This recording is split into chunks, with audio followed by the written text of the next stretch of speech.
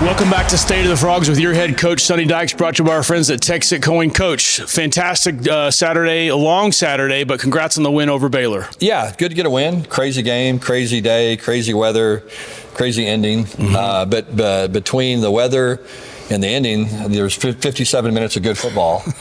So I thought we played really well, had a 42-21 lead, and then just kind of unraveled at the end. Unfortunately, we were able to hold on. But it was a great day. Really appreciate our fans for being there, and showing up despite some of the weather and kind of fighting their way through it. And it was a good win. I mean, look, man, we say it all the time, it's hard to win a football game. And particularly with all the different distractions and all the stuff that took place during that game, but our guys found a way to do it. Absolutely. You no question about it. The offense played well. The running backs look really good this week, and that was really encouraging for a lot of us to see. Yeah. I think it all starts up front. I think our offensive line has improved really dramatically over the last couple of weeks. Thought we found some good things. Thought Kendall Browse did a great job scheming some run things up and giving Baylor some looks that were hard to deal with, and some looks that they probably didn't expect.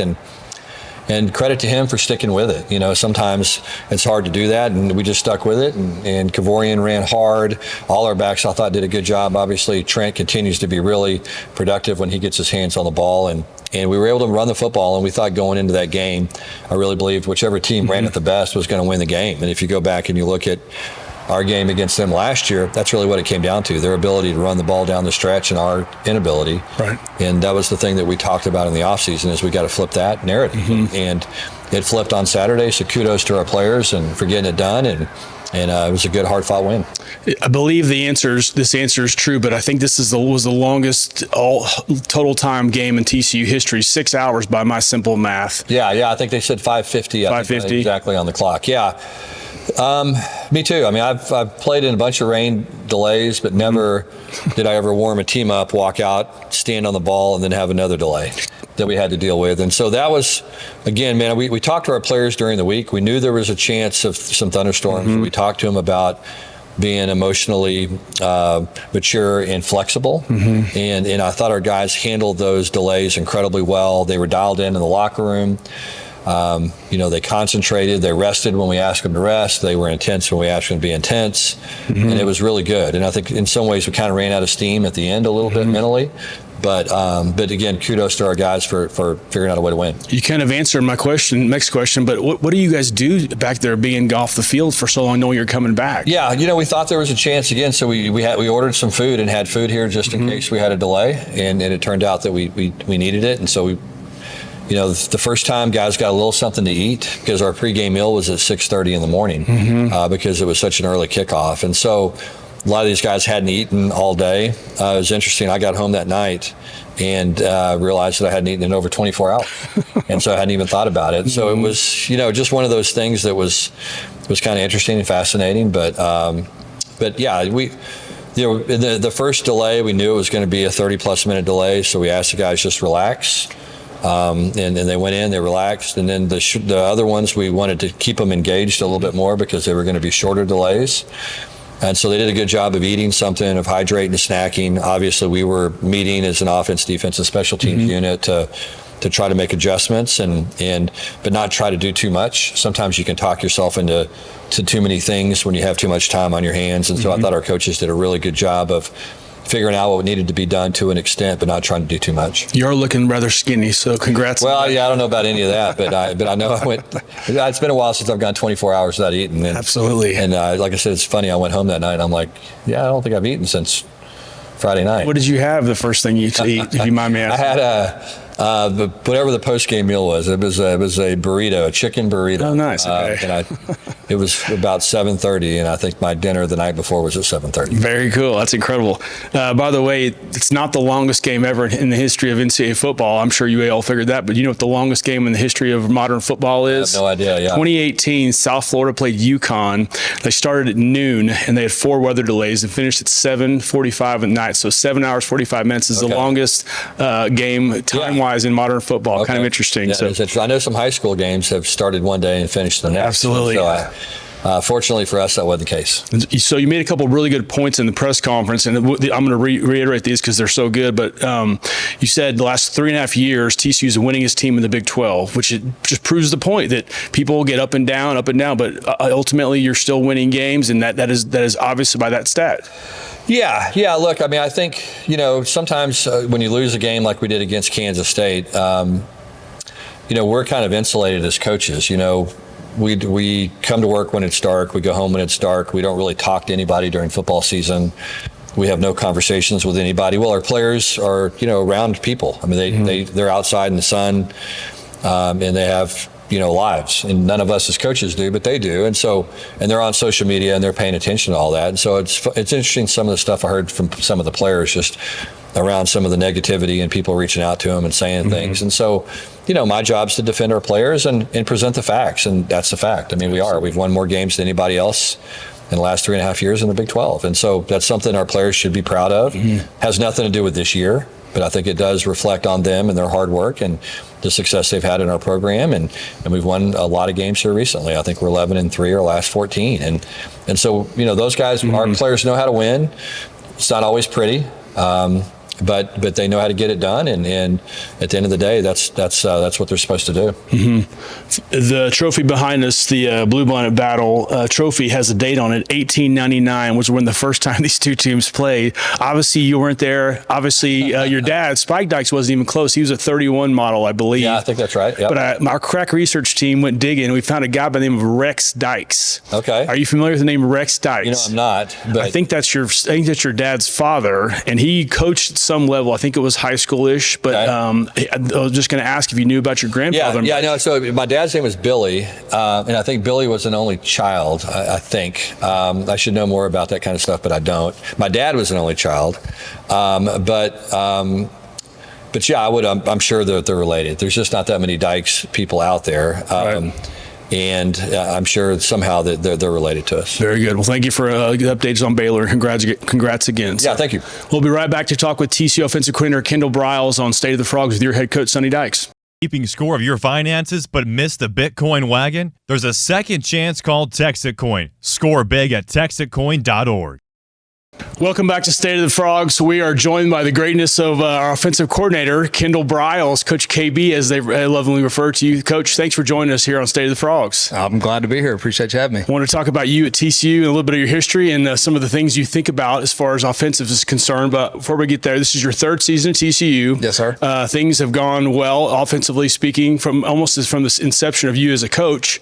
So you're known for your innovation, your up-tempo speed, creating mismatches on the field, but everywhere you've ever been throughout your career, the offense has seen an uptick.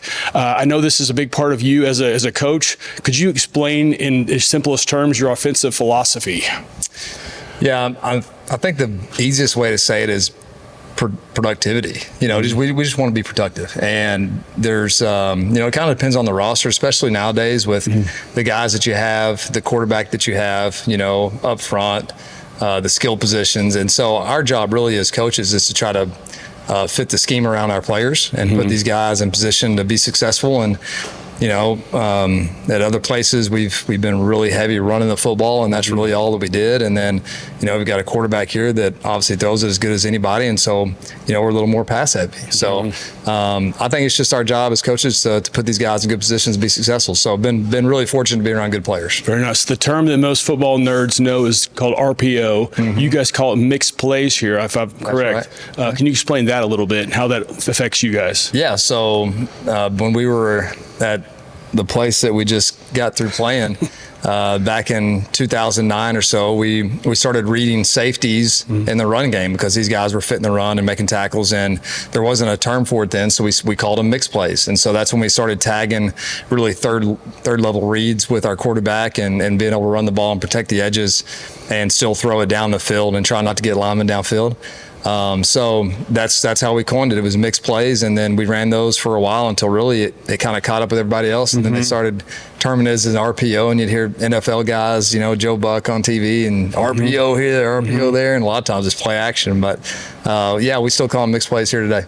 your entire life has been around football. In fact, you were a quarterback in high school, Stephenville and Friendswood, I believe it's called. Friendship, excuse me. There, you're in the Hall of Fame, in the Texas High School Football Hall of Fame. Your class of 2014, I believe. Yes, sir. So you started off kicking somebody's butt back then, and you still continue to do that. Tell us about what football's meant to you in your life. Yeah, it's everything I've always been around. My dad was a high school football coach, and anybody that's lived that lifestyle, that's the only thing going on. And just being around the players in the locker room, and I was a ball boy, and those guys were my idols. All I want to do is be a Stephenville Yellow Jacket and be able to play varsity football. And so kind of dedicated my whole life to being a football player. And then once that ended, I didn't want to, leave the game. So followed into my dad's footsteps, and his dad was a coach at the high school level, and just being around the young people and seeing the way that they develop and change, really now being in college, seeing the way that they change over the course of their career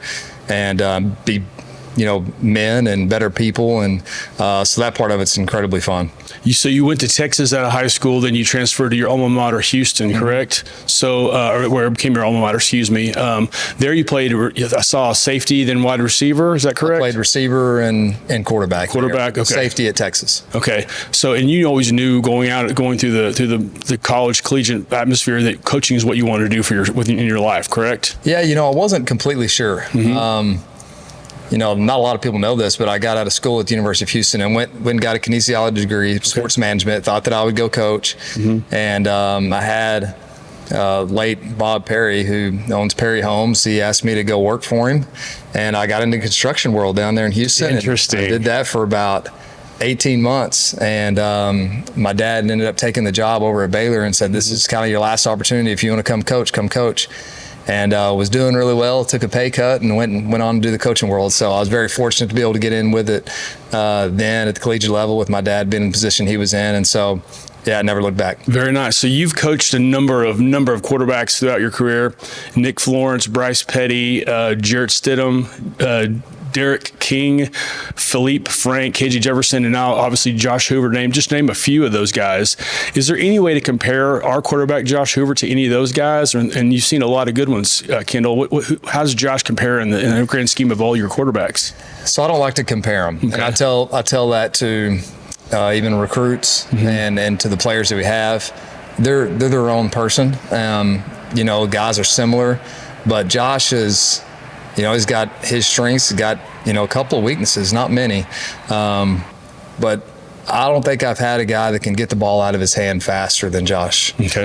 The way that he can, when he sees it, you saw it on the touchdown to Jordan Dwyer last week. He felt the corner, and that ball is out before the corner knew what happened, and it's hitting Jordan right where he wanted it to go. And when he sees things and has his feet right and is firm, then he's going to put the ball exactly where he wants to go, and he's about as good as I've seen that could do that and do it at that speed as far as getting the ball out.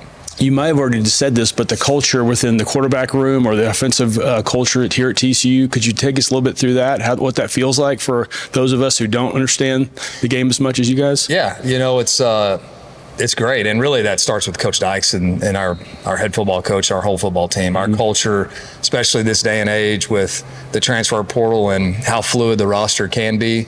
I love where we're at with the character of young men that we're taking into our program. We're just not going to take any chances on guys that aren't going to fit in with what we want. And so, that right there creates the character that you want. And then, offensively, we got a lot of guys, one guy that comes to mind is Chase Curtis, who might be, I don't know, it's his 6th or 7th year. Let's go 8. 8th season, yes, sir. Okay. I think he turns 26 pretty soon, too.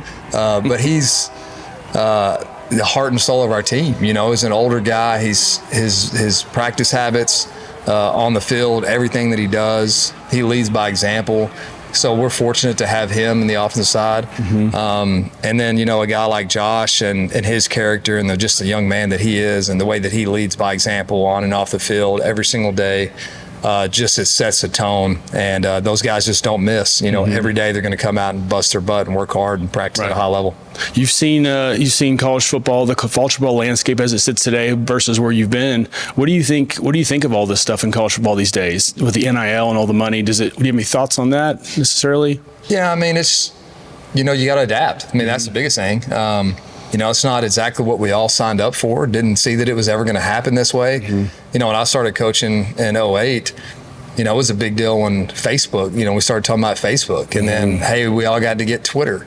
And I was like, okay, what is this? And then we all had to get Instagram, and so it's just ever changing. And so you got to adapt and reach the players the way that you can. Obviously now monetarily, you're able to do it legally within the university. And so that's the rules we're dealt. So that's how we got to play. And so, at the end of the day, it's still guys that are wanting to reach their full potential and their dreams and go play in the NFL and go compete at a high level. And so that's what keeps you excited about the game. Kendall, you're known as an innovator, offensive innovator. Could you possibly share what the next big offensive innovation in college football might be or might even look like, or is that too far forward thinking? I really don't know. The game has changed so much, really more defensively. Back when people were having 90, 100 plays of offense and scoring 50, 60 points, that just doesn't happen anymore.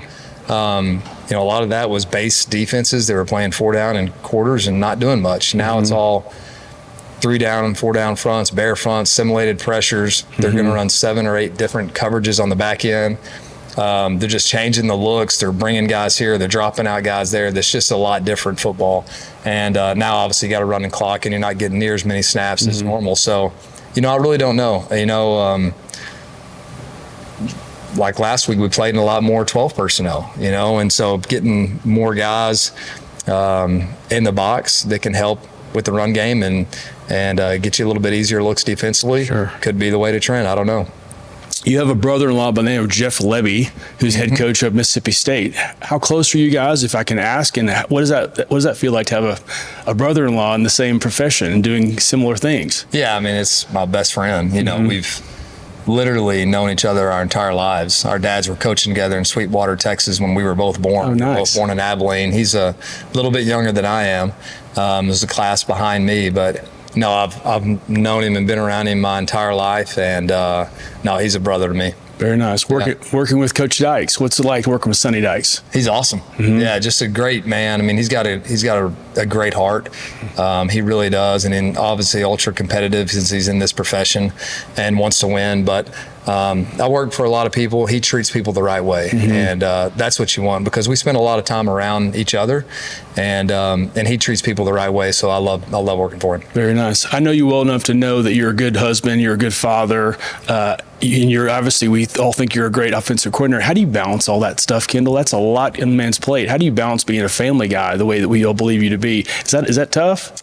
It is, and going back to Coach Dykes, one of the things with him is he is a family man, and he loves his wife and his children and wants to be around them. And so I think he's done a great job with the program and with the coaches, especially during the off season. When it's not 4th and 1 every day at the office, and he wants you to not be here and be around your family and go be a dad. And so those are incredibly important things for me. And so, that's one of the reasons that I enjoy working for him. And it presents challenges, but there's also a lot of cool perks with it as well that come with our kids being able to run on the field after a big win like last week, and then being around the game of football. So it's a pretty special deal. Do you have a favorite personal sports memory that's your favorite? No. Maybe in high school, even when you were playing? Do you have a moment that I remember most of the bad ones and the good ones. I had a catch on me when they sent me in for safety. That was not a good memory. So I usually remember most of the ones. You gave up a touchdown or something? Not a touchdown, but a 4th down conversion late in the game. And that one haunts me still. I had a run in the state championship game in '99 in the Astrodome. That was a pretty cool deal where I cut back and forth and made a lot of people miss to go score and help our team win. So that'd probably be a good one. Very nice. Yeah. Who are your sports heroes, Kendall, if I may ask such a question? Do you have any sports heroes in your life?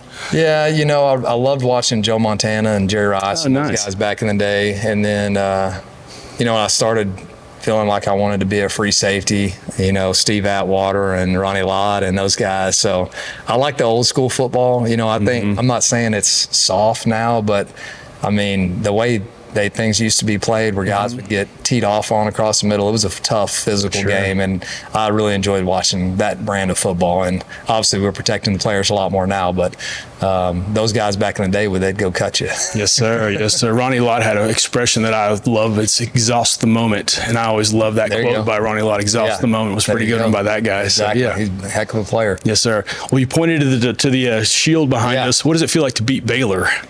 Any win you can get in the Big 12 is a big one, you know. So those guys, obviously, there's a history between the two programs, and just respect their football program and their team, and what they've done. They were a hot football team, and a really good opponent, and we had to play our best football, and we did for 57 minutes and held on to it. So just anytime you can go and get a win in the Big 12, you celebrate every one of them. Very nice. Well, congrats. It's been lovely to talk to you. Thanks for the time, Coach. Appreciate it very much. Appreciate you. That's TCU offensive coordinator Kendall Briles, Coach KB, as we lovingly call him.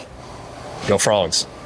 Welcome to the Squire Shop. We are locally owned and operated since 1994. We specialize in the finest men's clothing that the market has to offer at affordable prices with unbelievable service. We do custom clothing all the way to more casual, Peter Millar, Johnny O, kind of everything. Well, my dad's the owner, so I've been around retail my whole life. Oh, it's great. I mean, it's the best boss I'll ever have. I know that. We love our TCU community. They have been so good to us. Come see us today. Go Frogs!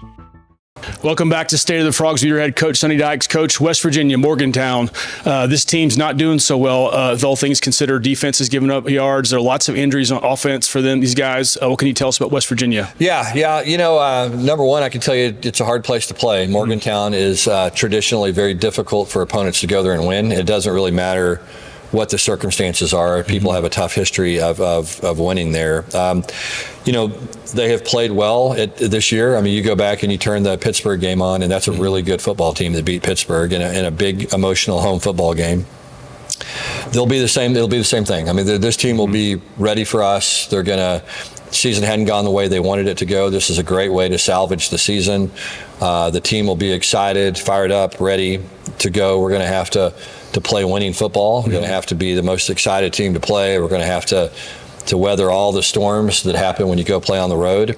We haven't done that 2 times this year. We unraveled against Kansas State on the road, and same thing late in the game against Arizona State.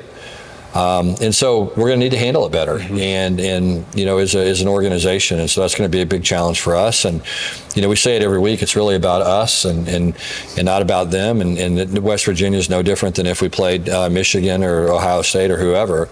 We just have to go play our best football and get ourselves ready to play, and understand that it's very, very difficult to win on the road in the Big 12, and in particular in Morgantown, West Virginia. Absolutely. I think, can you tell us the starting quarterback and the starting running back, I think, are both out. Do you have an idea? Yeah, not really sure. Injury report will come out here tonight. We'll have a little bit better idea of kind of, where this is going to go. But yeah, we're a little bit unsure right now. We're trying to prepare for 2 different quarterbacks, and it's really kind of 2 different offenses depending on who's playing.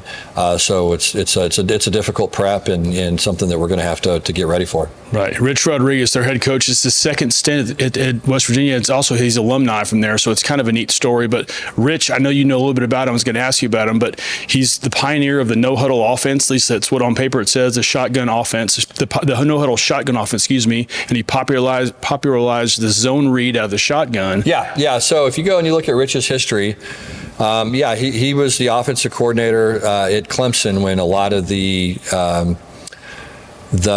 zone read stuff became popular, and they had Woody Dantzler was their quarterback, and you got to go way back, but that was really the first time people had seen that, and it was something that was different and unique, and became a big part of mainstream football. Rich was doing it probably a decade before most other people kind of caught on and started to do a lot of the stuff that he's doing. So very innovative guy, probably as good a football coach running the football as there is in the country. He understands how to do it. He understands all the little nuances within it.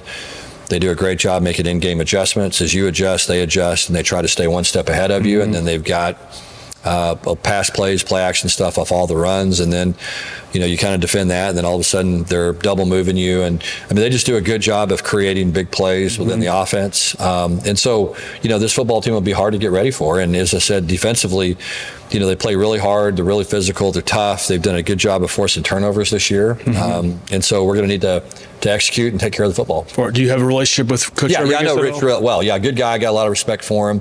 Played against him. I was at Cal, and he was at Arizona, and so so we know each other well. And he's a good friend. I really like him. He's a tough-minded coach. Just love the guy. He's a good dude. Do you think he understands the mindset of you as Coach Dykes and your Yeah, I think so a little bit. Yeah, we've played against each other, and so he kind of understands what we want to try to do and what we're trying to emphasize, and that's always challenging when you play somebody that understands that. Most famous alumni from West Virginia? Can you give me one or two of them? I got two good ones for you. I don't know. Steve Harvey. Okay, yeah, Steve Harvey. I would have never guessed that. Me either. Billy Mays, the TV sales guy. Okay, would have never guessed that. That's as good as I can give you. Yeah. Well, I know they've had a bunch of good football players. Yes, sir, they have. Through the year. Coach, it's their homecoming. They're blackout. They're calling this game the Coal Rush. Right. They've given it a name, and they're all wearing black. So through at 5 p.m. at Milan Pusker Stadium on ESPN this Saturday night. So yeah, it'll be a big game for us. I mean, like I said, with road games in the Big 12 are hard to win. Not many road teams are winning, and so it'll be a big challenge. And we had a great mentality after the game on Saturday, and came in with a good mindset Sunday. Had an excellent practice today, and so kind of anxious to see where we go from here. Well, congrats on Baylor. We look forward to Saturday night, and don't forget to eat, Coach. Okay, I appreciate you. All right, thanks again. Okay. Another edition of State of the Frogs with your head coach, Sonny Dykes.